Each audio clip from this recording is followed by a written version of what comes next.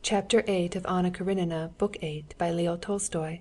Translated by Constance Garnett. This recording is in the public domain. Recording by Marianne.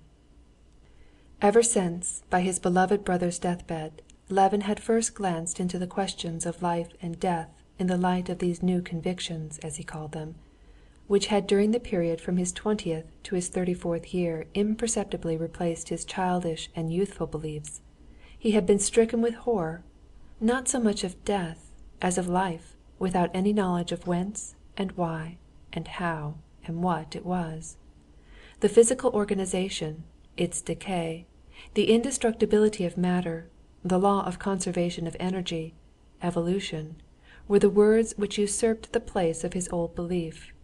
These words and the ideas associated with them were very well for intellectual purposes, but for life they yielded nothing, and Levin felt suddenly like a man who has changed his warm fur cloak for a muslin garment, and going for the first time into the frost is immediately convinced, not by reason, but by his whole nature, that he is as good as naked, and that he must infallibly perish miserably.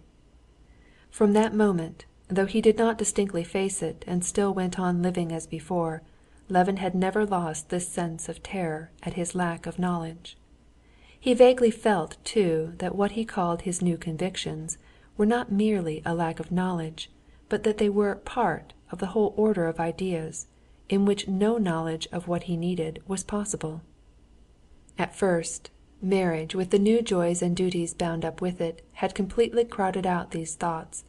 But of late, while he was staying in Moscow after his wife's confinement, with nothing to do, the question that clamored for solution had more and more often, more and more incessantly, haunted Levin's mind. The question was summed up for him thus: if I do not accept the answers Christianity gives to the problems of my life, what answers do I accept?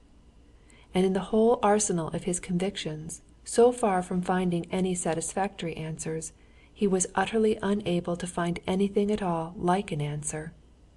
He was in the position of a man seeking food in toy shops and tool shops. Instinctively, unconsciously, with every book, with every conversation, with every man he met, he was on the lookout for light on these questions and their solution. What puzzled and distracted him above everything was that the majority of men of his age and circle had, like him, exchanged their old beliefs for the same new convictions, and yet saw nothing to lament in this, and were perfectly satisfied and serene, so that, apart from the principal question, Levin was tortured by other questions too. Were these people sincere, he asked himself, or were they playing a part? Or was it that they understood the answers science gave to these problems in some different, clearer sense than he did?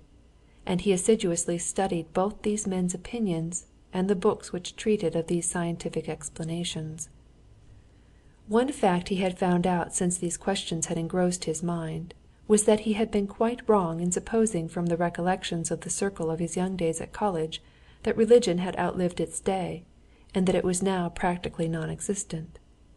All the people nearest to him who were good in their lives were believers: the old prince, and Lvov, whom he liked so much, and Sergey Ivanovitch, and all the women believed, and his wife believed as simply as she had believed in his earliest childhood, and 99/100ths of the Russian people, all the working people for whose life he felt the deepest respect, believed. Another fact of which he became convinced, after reading many scientific books, was that the men who shared his views had no other construction to put on them, and that they gave no explanation of the questions which he felt he could not live without answering, but simply ignored their existence and attempted to explain other questions of no possible interest to him, such as the evolution of organisms, the materialistic theory of consciousness, and so forth. Moreover, during his wife's confinement, something had happened that seemed extraordinary to him. He, an unbeliever, had fallen into praying, and at the moment he prayed, he believed. But that moment had passed, and he could not make his state of mind at that moment fit into the rest of his life. He could not admit that at that moment he knew the truth, and that now he was wrong, for as soon as he began thinking calmly about it, it all fell to pieces. He could not admit that he was mistaken then, for his spiritual condition then was precious to him, and to admit that it was a proof of weakness would have been to desecrate those moments. He was miserably divided against himself, and strained all his spiritual forces to the utmost to escape from this condition. Chapter 9.